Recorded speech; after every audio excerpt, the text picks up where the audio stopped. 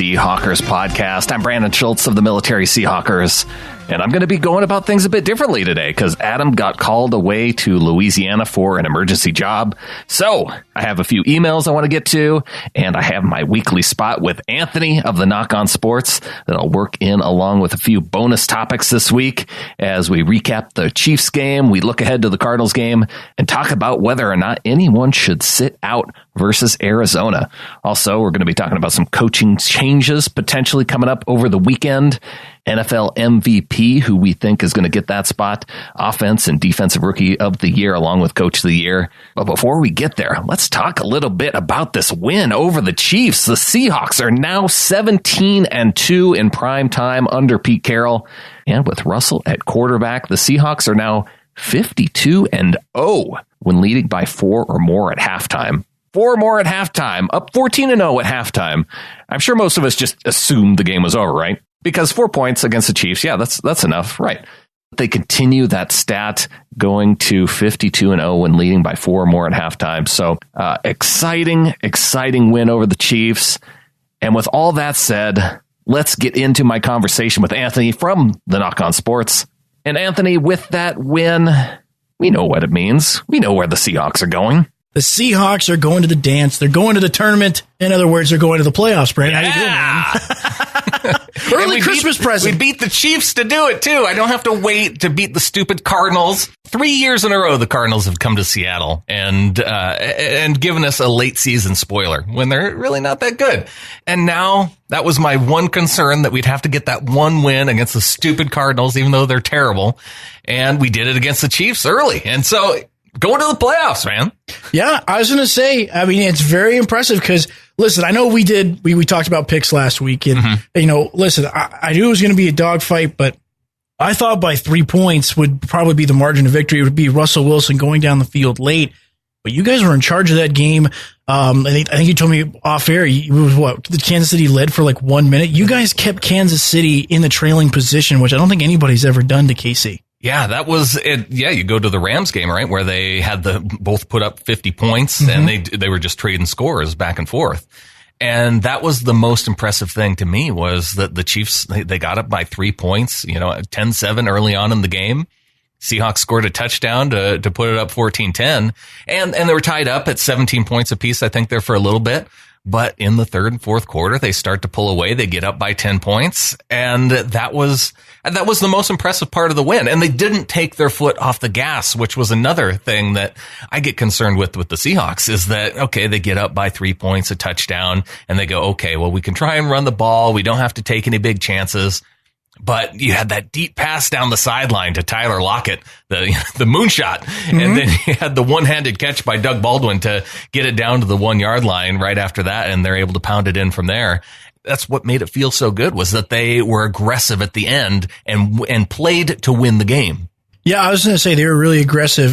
But I think at the same time, and this is the great thing about it, once again, Russell Wilson and the Seahawks, I would say, big moments, big games, they show up for. And they did exactly that because they didn't shy away from, at any point of the game, they didn't shy away from the moment because they knew exactly what they were doing. Because let's face it, everyone outside of Seattle, outside of the Seahawks fans, were picking the Chiefs against you guys. And they did some impressive things on defense, too. It wasn't just the offense. They got the Chiefs to go 3 and out right away. You had some nice pass defenses by Shaquille Griffin. You had Bobby Wagner, patrolling the zone in the middle. Travis Kelce was not a big factor in this game.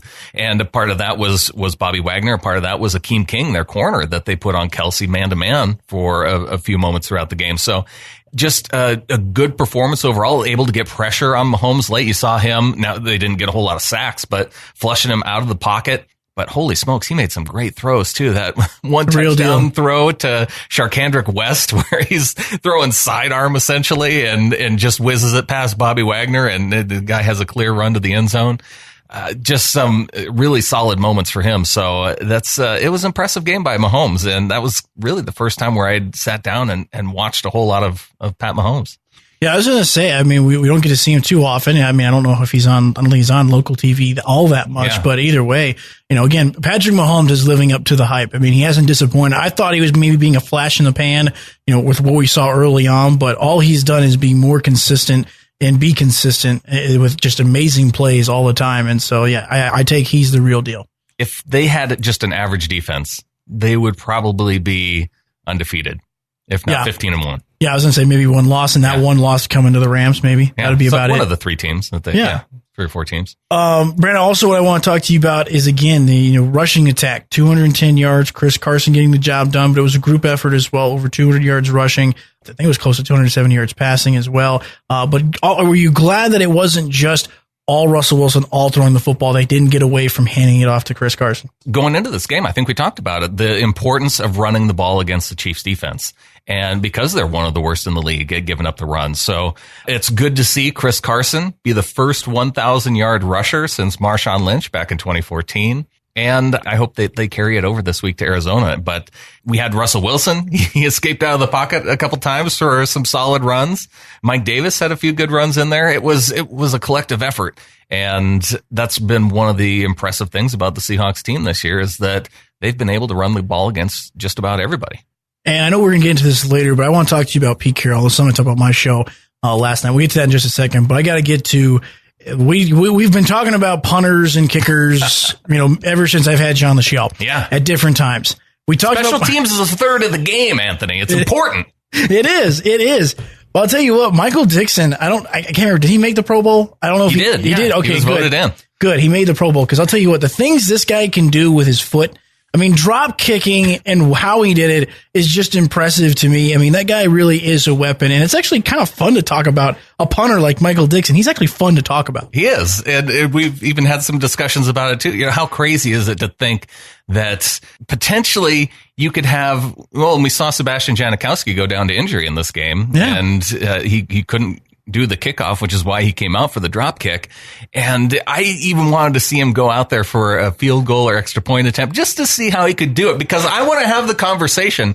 What if you could have just one kicker on the team, where you had a guy who was able to kick field goals, extra points, do kickoffs and punts? You could only carry one kicker. How exciting would that be? That wouldn't be exciting, but it'd be interesting at least. Well, with Michael Dixon, he can do a whole lot, because he can also run fakes as well. He's fast enough. Yeah, he brought it out of the end zone for that first down run early on in the season.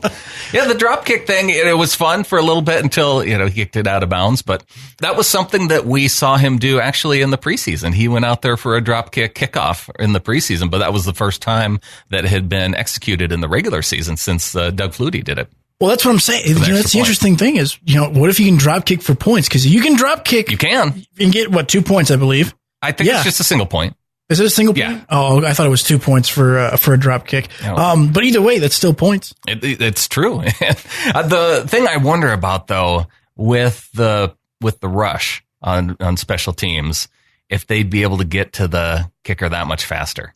Like, how much time, what's the difference in time it takes to do a drop kick versus the traditional snap and field goal kick? That's what we haven't seen it enough to really know. I was going to say, I think what would have to happen is you probably line up in a little farther back. Well, he has to line up a little farther back, but I think you also have the same wedge formation as a field goal kicker. But you're just farther back, and that way you can kind of give yourself time, because no player's fast enough from a cold start to get to that point where the ball's up in the air if he's quick enough about it. Right, because when Flutie did it, it was when the kickoffs were at the 2-yard line rather than back at the 15. Right, exactly. So we don't know. We'll see. It's something to keep an eye on for sure. But again, Michael Dixon, absolutely fun to talk about. And Pro Bowl punter Michael Dixon. That's right. When was the last time Seattle actually had a Pro Bowl punter? I don't know. Okay.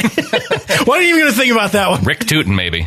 Now, I don't remember this off the top of my head. There's a lot in my head right now, and this isn't it.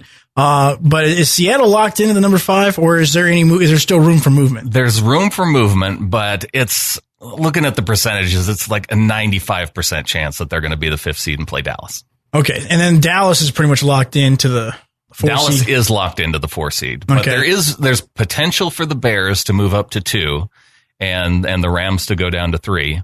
And then the 6th seed could either be, well, if the Vikings win and the Seahawks lose to Arizona, which, that's, I don't see that happening. I don't see that happening either. But the Seahawks could move down to the 6th seed, and that would make the Vikings the 5 seed. And then Philly has the chance to get in the 6th seed if Minnesota loses to the Bears. All right. Like I said, either way, I'd rather see the Vikings in, just because I don't like Philadelphia. But really? I just can't stand Philadelphia fans. You don't want fans. to see St. Nick back in the playoffs? No, I don't want to see Philly fans have any enjoyment at all. I think they should suffer. Yeah. Just like me. I've been suffering. Okay. Brandon, but I want to get to something I talked about last night on my show, and it was about Pete Carroll. And the fact that I think Pete Carroll, obviously there's been a lot the last couple seasons linked back, going back to USC, or maybe Seattle was going to move on from him, considering all the noise that we heard from last year with the Legion of Boom, the stuff going on with Earl Thomas throughout the offseason early into this year. But the fact that Pete Carroll has the Seahawks back into the playoffs after 1 year, this team just continues to surprise me in a way. And I think Pete Carroll, with what he does, because Richard Sherman, I think, said it last year, the fact that, the way Pete Carroll's style is, it works for college kids. It doesn't work for us veterans anymore. He's run out the Legion of Boom in a way. And once again, they're in the playoffs. So his system actually does work. And maybe in my book is second best coach behind Bill Belichick. And I don't know why this is a surprise to you. We've talked almost week to week, Anthony. I mean, a surprise to me in the fact that he doesn't get more attention for it. Sure. Because let's face it, I mean, Pete Carroll is one of the more long tenured coaches that's actually been in the playoffs, won a Super Bowl, taken his team back-to-back Super Bowls. But he was even questioned. There was question about whether Pete Carroll was going to keep his job last year. Now, was it significant talk? No. But, I mean, there was still rumbling. Yeah, I think it was really, early on in the season, too. I think we heard some grumbling about whether or not Pete Carroll was going to be the coach at the end of the season, because they started out 0-2. Right. And, they were sub 500 at the middle of the season. And, yeah, it was really in those first 2 games, it was the fact that he was talking about building the identity of running the football. And in those first 2 games, they really didn't run the football. And so now he's solved that. They were clear, with what they wanted to do in the Dallas game in the 3rd week. They came out, ran the ball well, and they've kind of built that identity throughout the season now. And this last week, we found out that Pete Carroll extended until 2021. So That was nice to see for us Seahawks fans who have enjoyed Pete Carroll's time. But I think, you bring up the point about whether or not it only works in college. And I think that there's certain things that kind of lend themselves to college. There's certain things that lend themselves to pros. I think the players have a lot to do with it too, because listening to guys like Cliff Averill and Michael Bennett, they never really had a problem with Coach Carroll. Really, it was only Richard Sherman that you really heard that much from after he left Seattle. And he had a big reason to be mad too, because he got hurt and the Seahawks kind of kicked him to the curb. So I can understand why he would be a little bit upset about it, after all that he's done for the football team. But you still see veteran players like Doug Baldwin. He's one of the guys who he understands what the Seahawks are doing. And when you consider some of the Pro Bowl receivers out there that accept the role or accept the idea that you need to run the football to win, you don't see a lot of wide receivers embracing that, because that means they're getting the ball less. And yet Doug Baldwin's one of the big champions for playing that style of football. No, he is. I would agree. And like I said, it was interesting, though, you made the point. Richard Sherman was also criticizing Carroll during his time there when he was playing as well. But at the same time, I will say this, though. I think what's also even more impressive about Carroll, I think something that goes under the light that I've made me kind of think about it earlier this week, is the fact that he's been adaptable. The Seahawks have done it in different ways in winning football games. They were leaning on the defense first, but now they've leaned on the offense, but they have a franchise quarterback. They're not trying to throw it, and they have tried throwing it 35, 40 times to Russell Wilson, but he has reined it into, okay, we just need to run the football. So he's been adaptable to different styles while also drafting guys and developing guys similar to Bill Belichick. And I think it's time that maybe Pete Carroll starts maybe he's not quite there yet, because obviously he doesn't have quite as many titles. Yeah. But I think he can start putting him into that conversation of top tier coaches. And I don't think maybe I'm wrong here, but I just don't think he's being talked about in that way outside. I would absolutely agree. You put him in the top 2, because you look at the 2 teams that have made the playoffs the most in the past 7 or 8 years since Coach Carroll came back in the league. It's been Bill Belichick and Pete Carroll. Those have been the top 2 coaches that have made the playoffs consistently. So absolutely, they're the top 2 guys. Now, Belichick's obviously the best because he's won the Super Bowl the most often. But Coach Carroll's in that conversation, and you're right. He's been adaptable with Russell Wilson. The last 2 years, they've thrown the ball more than they've run the ball. Russell Wilson thrown for over 4,000 yards in the previous 2 seasons. They made the playoffs 2 years ago. Last year, the only reason they missed the playoffs is because they had a terrible field goal kicker in Blair Walsh make a couple kicks in those games, and they're a wild card team last year too.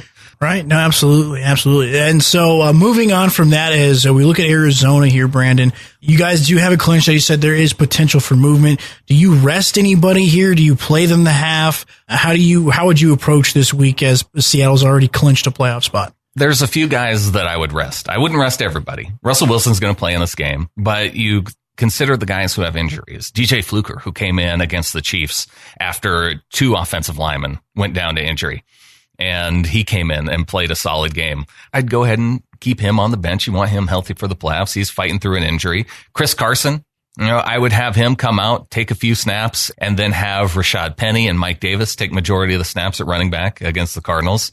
And a guy like Doug Baldwin, too, who's been fighting through injuries this year. I want a healthy Doug Baldwin going into the playoffs. So there are certain guys who have been kind of fighting through injuries throughout the year. Oh, and Sebastian Janikowski. Sit him down so we can watch Michael Dixon, do some dropkick field goals.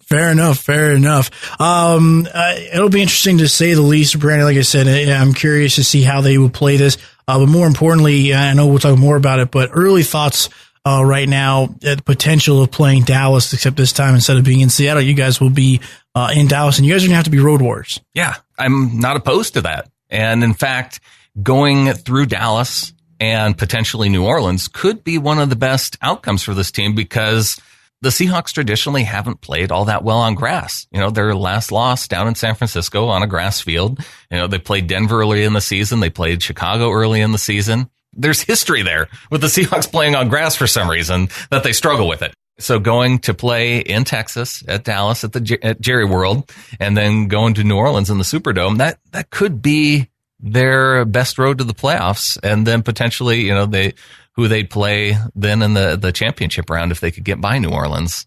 Because I think a lot of people are already picking Seahawks. It's weird hearing about them being a favorite already going in, and the regular season isn't over. And you hear a lot of people going, oh yeah, I'd pick Seattle over Dallas. Well, that's because Dallas is not playing well. I was watching the Saints a few weeks ago. They beat the Saints a few weeks ago. They beat my Bucks. But they've laid a couple eggs. Even my Bucks were in the fight until Jameis Winston coughed it up twice and gave the defense a touchdown as well. I don't trust Dallas right now, but we'll get into that game more next week on the show. Now, Brandon, one thing I want to do with you is I want to play a little game, which is stay or go. And we got head coaches that are likely they're on the hot seat. I don't know if they're going to get fired. It feels like they're going to get fired, but we shall see. But there's quite a few names. Now, Cleveland's already going to be looking for a head coach. Yeah. Green Bay's going to be looking for a head coach. I'm going to start you off with a team just to the south of us with the Denver Broncos. Vance Joseph. Does he stay or does he go? Oh, I like you're giving me the power to fire these guys. I'm going to fire Vance Joseph. All right. Fire Vance Joseph. Do you have a reason? Playing uninspired for a coach like him. I don't know if he was really the best choice for the Broncos when they hired him. It's not like he was that stellar of a defensive coordinator. And I could see John Elway wanting to go more offensive minded for coach wise. Fair enough. Let's head over to New York. Pat Shurmur, first year as a head coach. Does he stay or does he go? I'm going to keep Pat. You're going to keep Pat. All right. Fair enough. Does Eli stay or does he go? Yeah, that's the question. That'll come down to where their draft position is and whether they can find somebody where they've won too many games to get, a prime position for quarterback. But depending on who comes in and who slides, it's going to be a question. So the Giants haven't been as terrible as they could have been this year. Arizona Cardinals head coach Steve Wilks, 1 year. Sounds like they could be moving on from him. They could also be moving on from their GM. Yeah. Does Wilks stay or does he go? Now, does being a Seahawks fan factor into my decision here? Because I kind of want to keep Wilks as a Seahawks fan. Well, let's go with the reality. Okay, let's go with the reality here. Will they? I'll say that they do, because for Arizona to have a historically bad offense, they're like among the 3 worst of all time. And as a Seahawks fan, I was alive the year that the 92 Seahawks were in existence, and they had an amazing defense and the worst offense ever assembled to put on a football field. And they're not that far behind that offense. Ugh. So for them to be that bad, and when you have a guy like David Johnson and you picked as early as you did for your quarterback, they shouldn't be that bad. No, they really shouldn't. But we'll see. We'll see if he keeps his job. So he's out. Out, he says. Out. Bring in Mike McCarthy. Bring in Mike McCarthy. Oh, boy, I'll tell you what. Speaking of Mike McCarthy, I kind of hope he goes to this team. Tampa Bay, Dirk Cutter, is he staying or is he gone? Yeah, for your sake, he's gone. Thank you. I appreciate that. I'm tired of hearing you complain about it. Let's get him out of there. All right, I like it. Jacksonville Jaguars, Doug Marrone. Does he stay or does he go? Oh yeah. After a disappointing year, after they've gone to the AFC Championship, look at the difference in some of the teams like Jacksonville and San Francisco. Mm-hmm. The guys in San Francisco still playing for their head coach. A lot of the guys in Jacksonville, they're not playing super hard. No, they're more worried about their job. Could still be shutting down opponents, but they're not. No, definitely not. Now, Brandon, let's go to Detroit. Matt Patricia, a lot being made about the fact that he's apparently tardy to his own meetings, which is hilarious. Is that even possible? I don't know how you're late to your own meetings. You set the timetable. Yeah, you're the coach. The meeting doesn't start till you get there. Yeah, and I don't know how you're late, but either way, Matt Patricia, the rocket scientist, does he stay or does he go? I would keep Patricia around. This is weird to me. The media seems to be out to get two coaches specifically this year, and one of them's Matt Patricia. And the other one's John Gruden in Oakland. And for whatever reason, they can't stand those two coaches. And I don't know if it's because John Gruden, went from the media back to coaching. And then you have Matt Patricia who went from Belichick. And, there's just that. He criticized the media because he told them they should sit upright. Oh, yeah. They have bad posture. Bad posture. Yeah. I think that's primarily the reason why. He's just kind of a jerk. And yeah, I guess. But yeah, stays or goes. I'd keep him around. Keep him around. Yeah. All right. Let's go to Miami. Adam Gase. Does he stay or does he go? Ooh, you could see all three Florida teams having coaches. Mediocre for Adam Gase in Miami. If I were a Miami fan, I would say yes. Let's do something different. Let's clean house. Get rid of Ryan Tannehill. Get rid of the coach, and let's start over. All those teams in the AFC East. It's so disappointing. They've had all these years to even just try and compete with New England.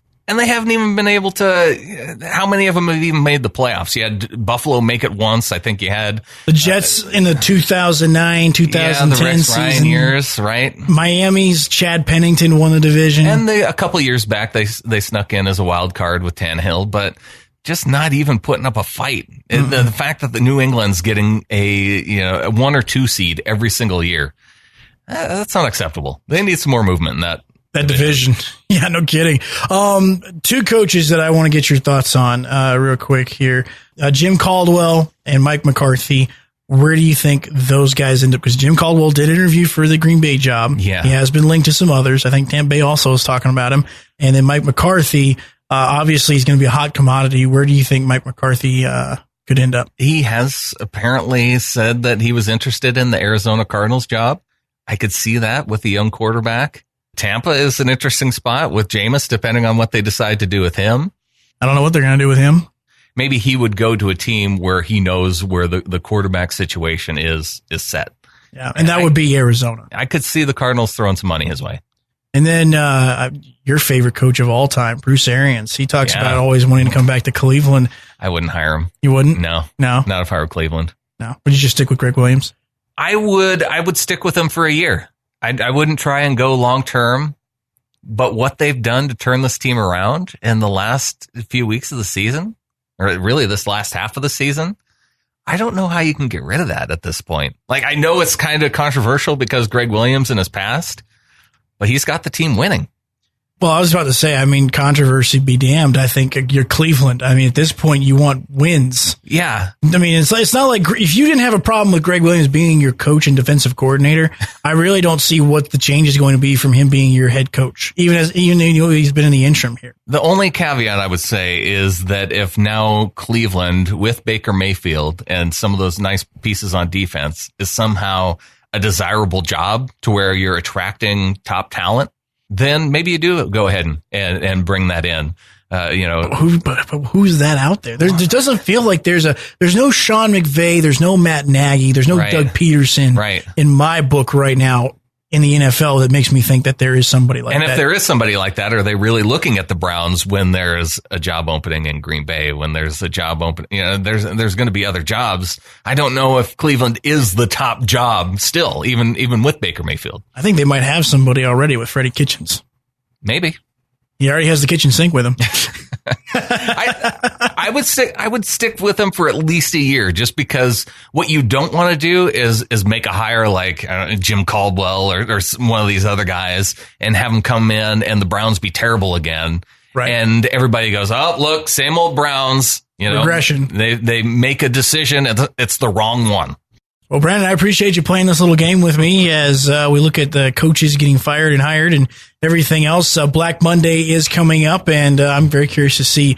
Now, we went through a lot of coaches there. Yeah. I think the average is about 4 to 5 positions come open. Do you think we see more than that, or do you think we hit the average? There's probably going to be some that we didn't talk about that might surprise us, too. There's usually a surprise or two. This is true. If Houston does poorly in the playoffs, maybe Bill O'Brien gets fired. Ooh, actually, I think that would actually be a good move for Houston. So do I. I really can't stand him. All right, Anthony. Well, I appreciate you bringing me on the show this week, but now I wanted to get your thoughts on some of the MVP coaching races and those sort of things going on in the NFL, because I think there are some interesting races, especially when you look at MVP. A lot of people, they get tired of seeing quarterbacks go MVP. Aaron Donald's having, kind of a pretty amazing season on the defensive line. But you also look at Patrick Mahomes having an outstanding season. And you have Drew Brees, a guy who's never won MVP, where people are going, oh, yeah, how does Drew Brees get to this point in his career and not win MVP out of all his great years? Who is your favorite to win the MVP this year? Listen, I like the Aaron Donald conversation. I do. I have respect for it because there was, I think, the year 2000 or 99 season when Warren Sapp was kind of putting up similar numbers to Aaron Donald and what he's doing. I think he had 16 sacks as an interior defensive lineman in 99. But ultimately, here's the deal. In today's modern NFL, defensive tackles, defensive linemen, I mean, you guys can have 19, 20, 21 sacks, but at the end of the day, they don't have quite as much of an impact on the game as a quarterback does. And so as much as I hate giving it to more quarterbacks and things of that nature, I think this definitely has to go to Patrick Mahomes. Drew Brees had every opportunity to win this award. Yeah. And he screwed the pooch when he lost to Dallas. And then for a half, he was looking horrid against Tampa Bay. And New Orleans has not been the same team since that game against Dallas. I don't know what got exposed in particular, but Drew Brees has not looked like the same quarterback. So for me, it has to be Patty Mahomes because I just don't feel like Drew Brees. I mean, I'd love to give the guy the award considering he's never won it. He had to deal with Peyton Manning's all-time great seasons while he's having great seasons, Tom Brady. But yeah, for me, it's Patrick Mahomes. I mean, I don't like giving a first-year starter the MVP, but what this kid has done on a consistent basis, wowing us with his arm talent. Mm-hmm. I mean, listen, I always hear the word arm talent, always got a cannon for an arm. That guy has arm talent. That's right. How you know. Exactly. But he's actually the first quarterback I've ever actually seen actually live up to this arm talent idea. And so for me, it's Patty Mahomes that I think wins the MVP. Again, I think Drew Brees, I'd love to see him get the award, but I think he screwed the pooch here in the last couple weeks of the season. And he had the award in his hands because I think people would have given it to Drew Brees considering the fact we're going to see a lot of Patrick Mahomes going forward. That's the only argument that I really see for Drew Brees, right? This could be his last chance. Sentiment. So it is kind of sentimental. It wouldn't shock me if that's the way that the media voted, just out of sentimentality. Mm-hmm. But it's hard to look at both those guys and not say that Patrick Mahomes isn't having the best season. He is having the better season between the two guys. And you even hear the argument, well, if you took Patrick Mahomes, and maybe that's the one argument. If you take Patrick Mahomes off the Chiefs, we saw with Alex Smith, they were putting up good numbers. Mm-hmm. If you take Drew Brees off the Saints, that's kind of the definition of most valuable player. I don't think that they're a playoff team. But I don't think the Chiefs are quite the same team either. They're not the same, but I bet they make the playoffs. Well, who's their backup? Dude. Like if Alex Smith was the backup, then sure, I'd argue there. But I mean, I don't even know who Kansas City's backup is. Yeah, I don't know. As I say, so I think for me, I know that's always. I know who New Orleans' backups are, but I know who he is. Yeah, Teddy Bridgewater and Taysom Hill, who are he gets a lot of playing time. Taysom Hill, yeah, he does. But for me, I would say it is tough because I think with New Orleans, I don't know if New Orleans, maybe they're not a number one seed, but I mean, they still have Alvin Kamara. They still have Michael Thomas. They still have a decent offensive line. That defense has really gotten underway with Dennis Allen. I don't know, because Drew Brees, again, there's what was the game against Minnesota? Mm-hmm. He threw for 128 yards? That's all he threw for? Yeah. Like, he doesn't have to do those things. Like, his numbers, even in the losses that he's had this year, are terrible. But even the losses for Patrick Mahomes and the 3 he's had, his numbers are still great. Oh, yeah. He threw 3 touchdowns this past week, no interception. Yeah, and I think that's where Mahomes has the positive argument, right? You take Mahomes off that team with that defense, there's no other quarterback that's given you that many wins with that Chiefs defense. No. I mean, that's the problem too. We could possibly not see the Kansas City Chiefs in the Super Bowl due to the fact that defense is just horrendous. Yeah, it's bad. I don't know if they'll make it. Interesting stat. No team has won this, and I heard this, I can't remember from where, so I can't take full credit for this research, but no team apparently has won the Super Bowl with a defense ranked worse than 26th. Wow. Now, granted, that's not far from 32, but still, And the Chiefs would be in that territory. I think they're 32nd. I don't know, and I don't know if they're in 32nd in all categories, but I think definitely at least in points and probably yards. Yeah. For sure. Okay. How about offensive rookie of the year? Who do you got? Baker Mayfield, hands down. It has to be Baker. There's no question in my mind. No argument for Saquon? There's an argument for Saquon. There is. I mean, he had an outstanding season, but I think when you talk about rookie of the year, this award's a little bit different because what do you reward? Do you reward rookie of the year based on the statistical part of his season or the impact the rookie had on his particular team? Yeah, if it's impact, it's definitely Baker. Right. And so statistically, Baker's also right there. He's got pretty good numbers.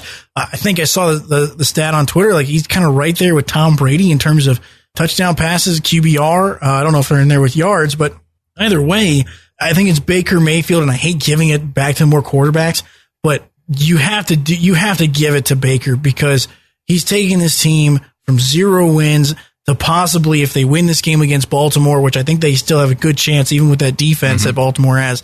I think Baker still gives them a chance.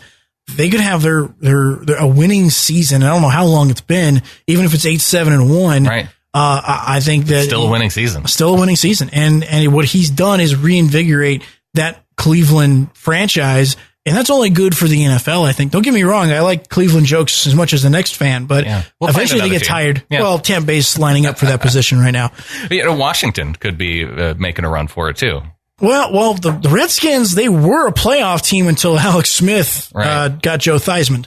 That's true. So, but I mean, for Baker, for me, it's Baker. Again, nothing against Saquon Barkley, but he had an outstanding season, had outstanding numbers. He's a guy that could definitely keep New York in the playoff hunt next season, depending on where they go with quarterback and if they improve the defense. But Baker Mayfield, with what he's done in Cleveland, improving that team and that franchise and giving that franchise hope. I mean, there's just no question to what Baker Mayfield did. Okay, you and I we're thinking along the same lines for these first two. Okay. Now, defensive rookie of the year. Do you give it to Michael Dixon? Seahawks punter Michael Dixon, defensive rookie of the year.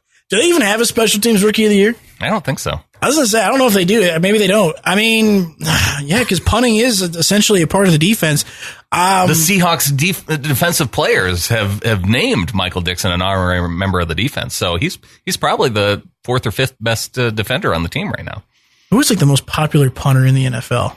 Who's the Oakland Raiders punter? Oh, well, he went to Denver. No, not him. The one that's in the Hall of Fame. Oh, like Ray Guy? That's it, Ray Guy.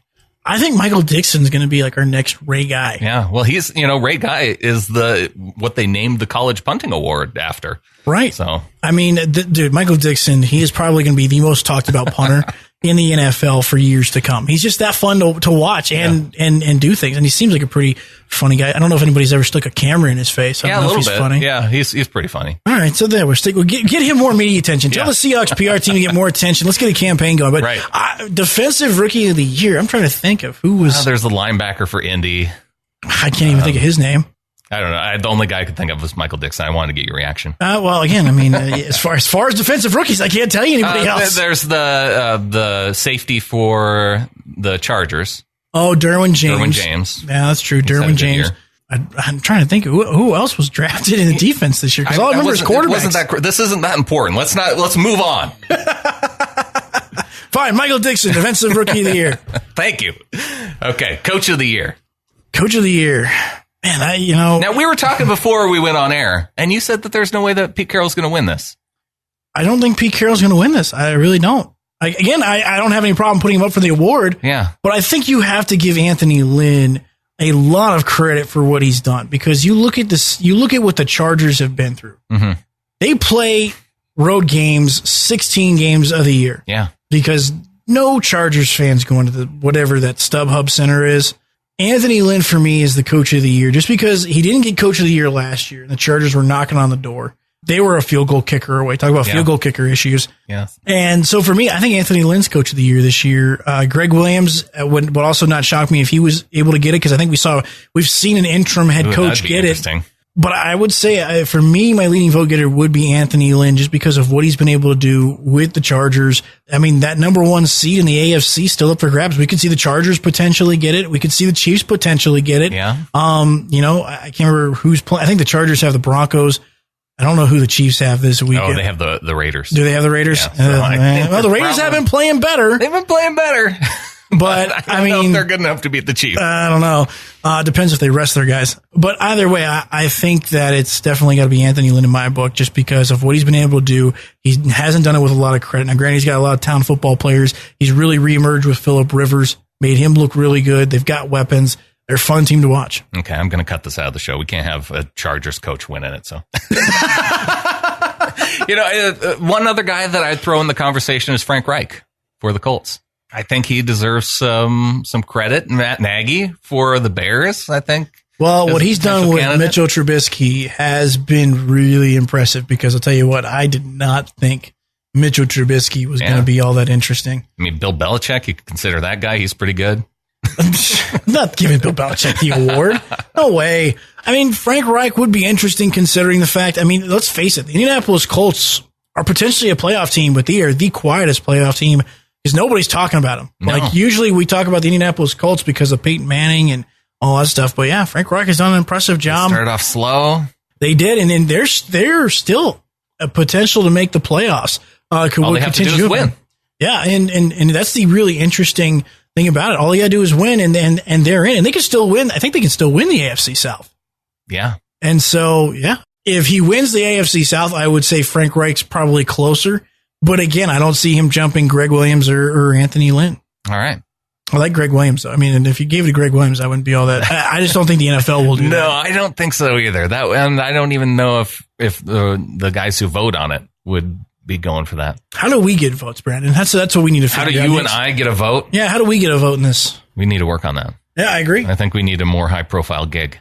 Yeah. I think I need my face on a billboard. That's what I think. We get our faces on billboards for a higher profile. That's the next step. Get your face on a billboard, and then we can work from there. If I get my face on a billboard, I feel like my dating life will also improve. Yeah. Well, hey, there couldn't be and you put your hand up right by your face with no ring. You're like, yep. Oh boy, I'll tell you what, that would be I think that would work. I don't know if I put my cell phone number there. If you haven't tried it, maybe you consider it. Options. I like options. I like having options. All right, Anthony, thanks for sticking around, filling in a little bit extra time for Adam.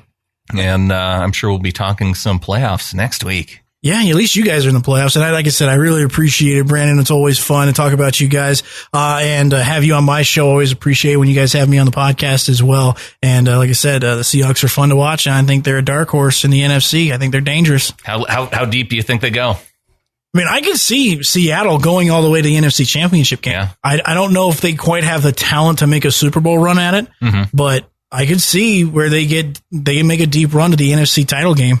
I just don't know who they'll face in the NFC title game, but I could see them taking. Let's put it. It'd have to be the Bears or the Rams, right? I would think so. Yeah, because I can see you guys getting past Dallas, and depending on how other things shake out, with New Orleans kind of being a little bit shaky toward the end of the season. You guys have the defense to do it, and I think you have the offense to run the football against New Orleans. So, yeah, I think a deep run for Seattle. I think you guys can get to the NFC divisional round. I think you can get to the NFC Championship game, but I think that's as far as you guys go, just because I still like the comparison to the 2012 Seahawks team. I think you guys still need a couple more pieces. Yeah. I don't know if it's offense or defense, but I think you still need just one or two more things, maybe one more draft, and then you guys are right back to where you were like 3 or 4 years ago. I think it's on defense. The pieces, they're just a few short. Just an average defensive year for Coach Carroll this year. And the pass rusher, defense. Better pass rusher, more of them anyway. Or some growth among their current rookie class. True, that too. All right, Anthony, appreciate you coming on. Thanks, guys. Appreciate Anthony coming on the show. Not a whole lot of Tampa Bay Bucs fans here in Montana, but Anthony moved up here from Florida to take a gig at the local radio station here in Kalispell. And if you're new to the show, a little bit of background, because Anthony and I have been doing this for a couple seasons now, and he reached out to me about talking Seahawks for the show without even knowing that I lived here in town. And so he reached out to me. We started doing the weekly Seahawks spots on 600 AM KGEZ here in town. And it's kind of cool because I actually worked for a competing radio station here in town many years ago, back when I was in college. And interestingly enough, so we have Anthony of one competing radio station. I worked for a different competing station. And Leah, who does the intro to the show, Leah Lindsay, she works at the biggest radio station here in town. So we're all radio folk come together and all around the Seahawks. So it's been a blast talking with Anthony, and looking forward to doing that here some more throughout the playoffs. But what do you say we get into some email and some comments from this week? And I'll save my do better at life. And I know we're going to have a special edition of Briscoe's World for next week once Adam is back here. So one of the interesting comments from Facebook, Debbie checks in and says, Noah Fetty and the fewest penalties in recent memory. Coincidence? And it's kind of funny because really the Seahawks, just 3 penalties in that game against the Chiefs. It was a big factor. So the fact that Fetty wasn't in there, and it was a little bit coincidental that there wasn't that many penalties. You had George Fant filling in at right tackle. And looking at Pro Football Focus numbers, looks like they graded him out at about a 63. So one of his lower grades for the year, but really it's just his first game at right tackle this year, earlier on playing tight end. So it was all on him this last week. And, 63 grade, that runs about average. So coming back in, not really knowing what to expect from Fant, I'd say it was a good day. And, but, he did have one of the penalties, but just one. And so I'd say he fared pretty well. But Fetty's been doing pretty well on penalties this year, too. Well, speaking of Mr. Jermaine Fetty, looking at the leaderboard for the Seahawkers Podcast Pick'em League, Jermaine Olay back in the number 1 spot, 161 points. But there is a tie with 12th Hawker Locker and Jesper Sacco, both at 161 points. But Jermaine Olay right there with the score tiebreaker right now. Then close behind at 160 points, you got Barb's 44, Toon Hawk and KC Hawk, all there at 160, just one off of the lead. Jermaine Olay, he's been doing well with the tiebreakers this year. So it's going to be, I think, to get ahead of Jermaine Olay, you're going to have to outpick him throughout the playoffs. And it's a good reminder that we do continue to pick all the way through the playoffs. We award the top prizes at the end of the entire NFL season. And all of the top 20 are within about 5 points of the lead, including the group here tied at 158 points. M. Goldberg, you got Jess Trev and Barry the Redskin, all at 158 points. And a reminder for the prizes that you're going for, 1st through 4th place. First place getting a Russell Wilson signed art print by Keegan Hall. Second prize is a Steve Largent signed football. Third prize, Walter Jones signed jersey. And 4th prize gets the Cam Chancellor signed football. I mentioned I was going to get into some emails, so let's go to Scott in Fresno. Says, last night just taught me so much about this team. This came in just after the Kansas City Chiefs game. Number 1, Tyler Lockett has been one of the best extensions Schneider has ever had. This guy would have cost tons more following this year. 2, Chris Carson is an unbelievable monster. He has given us what we thought we might never see. Again, another beast mode type of player. He refuses to accept the first tackler at the end of his run. He hates running out of bounds when there are more yards to be had, and he has revitalized the offense and team attitude. Number 3, though he didn't have a sack, Jaron Reed is an awesome pass rushing defensive tackle. One of the best in football, as a matter of fact. Number 4, Russ and Doug need to stay together. Russ has an unmatched trust in Baldwin, and it helps his game a ton. On that same point, Baldwin is a tough SOB, and his intensity is not matched by another player. I saw an interesting tweet by Hawk Blogger suggesting that this could be Baldwin's last year as a Seahawk. And I guess there's some concern that he might retire at the end of this year, but I just don't see him stepping away from what could be a $13 million salary in 2019. And he's worth it at that amount too, so I wouldn't even see the Seahawks looking to cut him just to save $7 million in salary cap. But we've seen stranger things, I guess, with players retiring early. I just don't see it with Baldwin, though. So yes, Scott and Fresno, Russ and Doug need to stay together. Number 5, Ed Dixon was made to play on this team. Super smart veteran player who does whatever you ask him to do and never complains about it. He made 2 of the biggest plays of the game last night with the TD and the 3rd and long bulldozer impression, and his name won't be mentioned by anyone today. Mike Solari should be getting paid 2 times whatever they're paying him. He has been unreal with this group. Interesting thing about Mike Solari, we were talking about in our Facebook group that because the Pro Football Focus rankings have the Seattle Seahawks ranked relatively low in comparison with the rest of the league. And so we're wondering, is it just they went from being historically bad to just regular bad? And if that's the case, I'll take it. Russell Wilson's sack rate's still too high, but that could be the fact that they're, going back to the focus on run blocking. Number 7, I was dead wrong about Shoddy. I thought he was Bevel 2.0 and have never been so happy to be an idiot. Again, I don't know if this is, now that from what we've seen from Darrell Bevel and now that we've seen from Brian Schottenheimer, we have seen improvements from Russell Wilson, and that will go into our Prisco's World segment next week when Adam comes back. But I think the offenses are very similar for what Pete Carroll wants to do. He wants to run the football. He wants to make big passing plays down the field. And so as much as you want to give a little credit to Brian Schottenheimer, I don't think we can say that this doesn't have anything to do with Pete Carroll, because he has an idea of how he wants the offense to run. And I think that's what we're seeing with the team. It's getting back to the way Pete Carroll wants it done on offense. Back to Scott and Fresno. Number 8, the number 4 seed is in deep catfish. Thanks, Flock. Merry Christmas. Go Hawks from Scott. And as we talked with Anthony, yes, the number 4 seed, the Dallas Cowboys, they are already expected to be. It seems like people are jumping on board now with the Seahawks. And I think as we've kind of talked about how the media has maybe disrespected the Seahawks early on in the season, I think we're starting to see it coming around now. John Davison here with an email. Hi, fellas, and happy Christmas. Well, my present came in the very early hours of the morning with a win over Kansas City and a guaranteed trip to the playoffs. Maybe that 80-1 bet earlier in the season should have been taken on. Never mind, we won, but it wasn't that. It was the nature of the win. We were never behind apart from the 1 minute, played well in all areas of the game, and never looked like a team that was going to be losing, to be honest. So I was never worried. I could give out many shouts to a lot of players, but Michael Dixon doing a 55-yard drop kick in warm-ups does it for me. Can you drop kick a field goal, by the way? This isn't new. It happens all the time in rugby and Aussie rules, so maybe we should look there for our next kicker. I know Seabass was hurt, but it wasn't his best game. I got to bed at stupid o'clock in the Monday morning on Christmas Eve, but would do it all over again. We look like a team who is hot right now, so let's keep that going.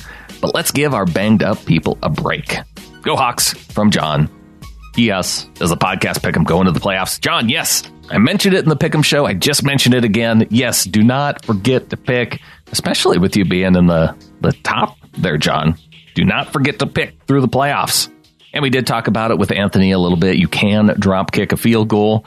I don't know if we're going to be looking to Aussie rules for our field goal kicker. We already have our Aussie punter. I mean, it would be fine if we have an Aussie who can kick field goals too. But until we start seeing drop kicks consistently and effectively kicked in the field goal game, I think Dixon could do it. I'd like to see him in a real game before I'm willing to suggest that we start doing that regularly. Plus, as we saw with the second drop kickoff, it can go badly.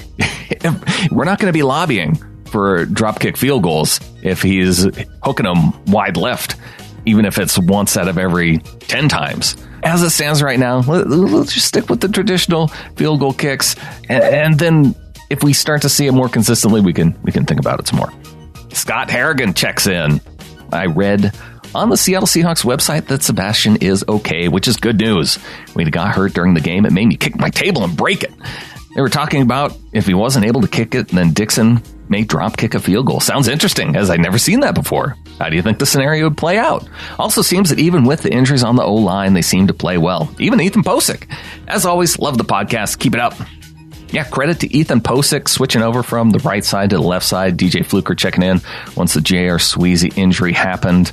And maybe Posick's just a guy that belongs more on the left side as opposed to the right side, because that's where we saw him have somewhat of a successful year last year and hasn't been as successful in the right guard spot this year. It was good to see that Janikowski's okay. After a couple of the drop kick kickoffs, he was able to get out there and kick those off. He was able to kick the extra points and the field goal late in the game. So it does sound like he'll be okay. It was interesting hearing from Pete Carroll afterward, because we saw him on the sideline kind of doing his best Sebastian Janikowski impression, being hurt. He was on Bronk and Salk on 710 ESPN this week saying that he felt kind of bad because he made fun of him, thinking he was kind of playing it up more for the refs, getting run into, but he was actually hurt. So Pete felt a little bit bad about that. Last one here from Jeff in Bellingham.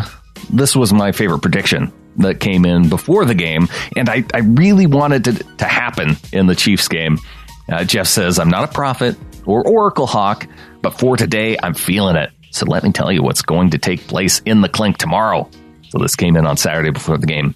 I can see it clearly. It's the fourth quarter, and there's KJ surveying the field. KC is down by 4 with less than 2 minutes left on the clock, desperate to piece together a game-winning drive. It's come down to fourth down.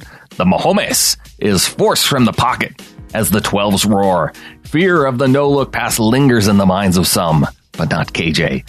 And here's where time stops. Fresh off his recent return from outside, quote, the circle, pores emanating from the sense of regenerating oils. He'll reach out with his feelings with Jedi-like awareness. As the eyes of Mahomes shift westward, KJ will move to the east. The no-look pass will be let loose, and KJ will be there to intercept. And at that moment, hundreds of Kenyan wells shall gust forth with reliant recovery water. May your Hawk be strengthened and made deep during this most critical time of the 2018 season. From Jeff. We need more predictions like that going into the games each week. And I know some of you are going to hit on them sometime. So keep those coming in. Jeff, thanks for contributing this week. And next week, we will be back. Adam may not be in for the post-game show, but I expect he will be back next week, barring any other emergency jobs for him in the sawmills. And I think with that, there's only one thing left to say. Go Hawks!